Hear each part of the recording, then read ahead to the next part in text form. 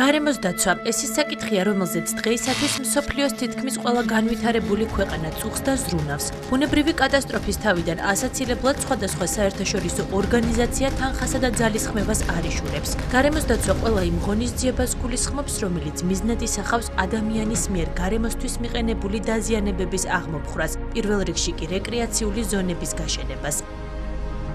ერთი ხის მოსაჭრელად სულ რამდენიმე წუთით საკმარისია, იმისათვის რომ ქალაქის სრული გამწვანება მოხდეს კი მინიმუმ 10-15 წელია საჭირო. ყველაზე დიდი ემისია ქალაქებში და დაბებში და ტრასებზე ხდება ტრანსპორტის შედეგად. ერთ-ერთი დამჭერი, ასე ვთქვათ და გამოსუფთავებელი არის მწვანე ნარგაობა, რომელიც არსებობს და რეკრეაციული ზონა. როგორც კი ეს ტერიტორია არ იქნება, შესაბამისად ქალაქი იქნება უმძიმეს გარემო პირობებში შექმნილი.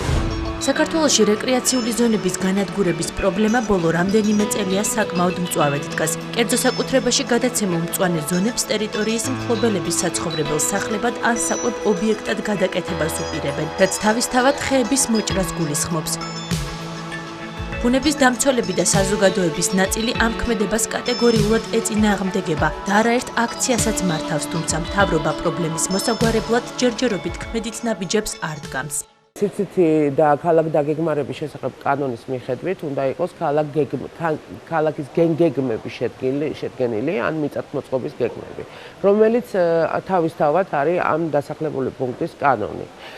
ქალაქ თბილისს აქვს მიწათმოწყობის გეგმა და ზუსტად ქალაქ თბილისის მიწათმოწყობის გეგმაში შევიდა ცვლილება და რეკრეაციული სტატუსი დაუწიეს, ესე ვთქვათ, ამ ტერიტორიას, მათ შორის ვაკის პარკსაც.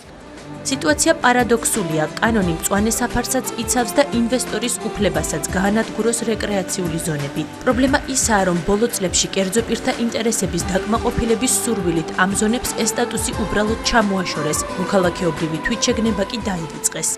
ჩვენი მოთხოვნა დღეს საზოგადოების მოთხოვნა, ისევე როგორც ჩვენი ორგანიზაციის მოთხოვნა, საქართველოს მწვანეთა მოძრაობის და დედამიწის მეგობრების არის ის, რომ მოხდეს გადახედვა, შესწავლა ყველა ესეთი ტერიტორიის რეკრეაციული სტატუსი დაუბრუნდეს ამ ტერიტორიებს ისევ და იმ ხალხს, ვინც არის კერძო მესაკუთრე, ვინც უფლებები აგრეთვე არ უნდა შეილახოს, მოეძებნოს და მოენაცვლოს ტერიტორია და მიეცეს საშუალება გააკეთონ თავისი საქმიანობა, განახორციელონ უკვე სხვა ტერიტორიაზე.